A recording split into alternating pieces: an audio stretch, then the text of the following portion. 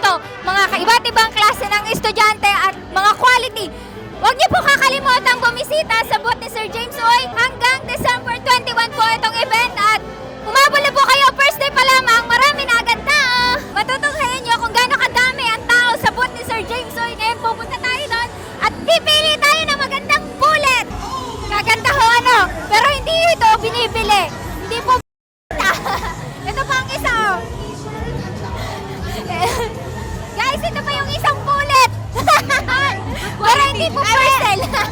Kita nyo naman, napakadami na po agad tao dito sa booth ni Sir James Uy. At marami po kayong pagpipilian ng mga estudyante dito na talagang quality at masasabi ko sa inyong panalo. Last year kasi nakabili ako sa kanya. Namin, ang galing mamahan ng manok. Talagang masipag mama, walang binibigay na pangit na. Ano to, proven. Marami na kami nakuha sa kanya. Idol ko yung bulik niya eh. Pang-anim na bili ko na. Kahit dati pa. Gusto ko talaga yung moneymaker niya eh. At napakasaya ko pong makita dito si Direk Javi, ang isa sa pinakamabait at humble na taong nakilala ko. Nakakatuwa lamang po, simula nung pinasok ko yung industriyang ito, hindi ko po inaasahang makakamit ako ng mga taong alam kong makakatulong sa akin at magagabay sa akin para ipagpatuloy ang journey na ito. Hello! Congrats sa lahat ng mga taga-Taysa na bumibili sa tindahan ni Boss Dayo. Quality na quality, pwede na parinda. Ang ganda pa ng tindera. At sa journey ko pong ito, isa po si Sir James Uy na gumagabay sa akin at masaya po akong ma-witness yung contract signing niya sa Thunderbird. At officially po, isa na po siyang ganap na national endorser ng Thunderbird. Congrats po Sir James Uy! Ay pero sana ho yung aking maayos na din at para makapag-contract signing na rin ho ulit kami. Ay ano nga ha?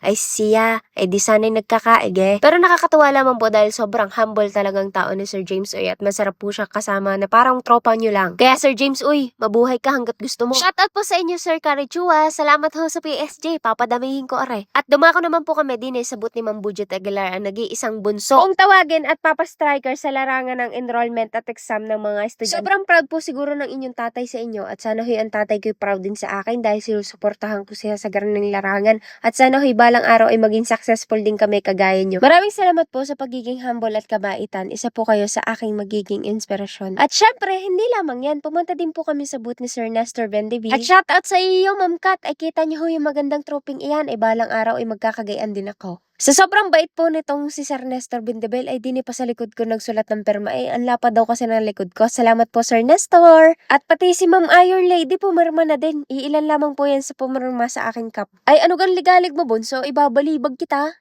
Ayan, hello po sa inyo dahil nandito po tayo sa Philippine Breeders Festival. Kasama po natin si Ma'am Mildred, ang organizer po na itong event.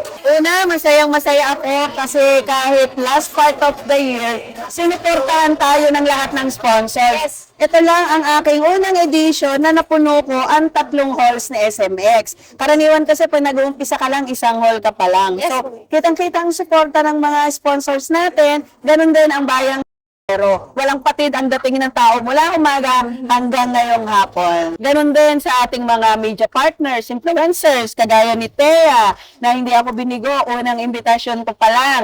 So nagpapasalamat kami sa inyong lahat, lalong-lalo na yung ating nagpadala ng mga manok from international breeders para ma-upgrade yung mga game fowl backyard natin, ganon din yung ibang mga nag-aspire. Pamaskong handog natin yan sa kanila. Dahil po marami tayong fans na pinunta dito, maraming salamat po sa nagpa-picture sa akin. See you! See you guys! Asahan namin kayo!